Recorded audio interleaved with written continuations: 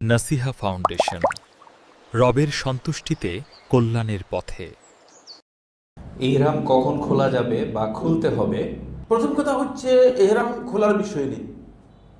মানে এহরাম যদি আপনার হজের অথবা উমরার নুসুকের একটা পর্যায়ে আমল যদি আপনার কমপ্লিট হয়ে যায়, তাহলে আপনি এহরাম থেকে হালাল হয়ে যেতে পারবেন। এহরাম থেকে মানে আপনি হালাল হয়ে যেতে পারবেন। মানে এহরামের কাপড় খোলা যে কোনো অবস্থা জায়েজ। আপনি টয়লেটে গেলেও খুলতে পারবেন, আপনি গোসল করতে গেলেও খুলতে পারবেন, আপনি গোসল করতে গিয়ে আপনি এহরামের কাপড় খুলে গামছা পরে আপনি গোসল করতে পারবেন, সবটাই জায়েজ। কাপড় খোলার মধ্যে কোনো ধরনের অসুবিধা নেই। কাপড় খোলার কথা যদি বলে থাকেন এই মাসালা, মানে কাপড় খোলা যে কোনো সময় আপনি কাপড় খুলতে পারবেন। তবে মানুষদের সামনে কাপড় খুলে লেনটা ওটা জায়েজ নেই, এটা জানেন নিশ্চয়ই।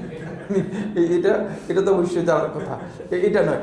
কিন্তু এহরাম থেকে হালাল হওয়ার মাসালা যদি হয়ে থাকে, তাহলে উমরাকারী তওয়াফ এবং সাই কমপ্লিট করে চুল হলক অথবা কসর করে তারপরে তিনি ইহরাম থেকে হালাল হবেন, ইহরামের কাপড় পরিপূর্ণরূপে খুলে ফেলবেন।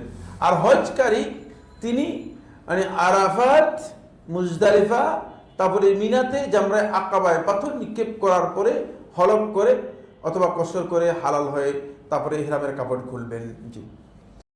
নাসিহা ফাউন্ডেশন, রবের সন্তুষ্টিতে কল্যাণের পথে।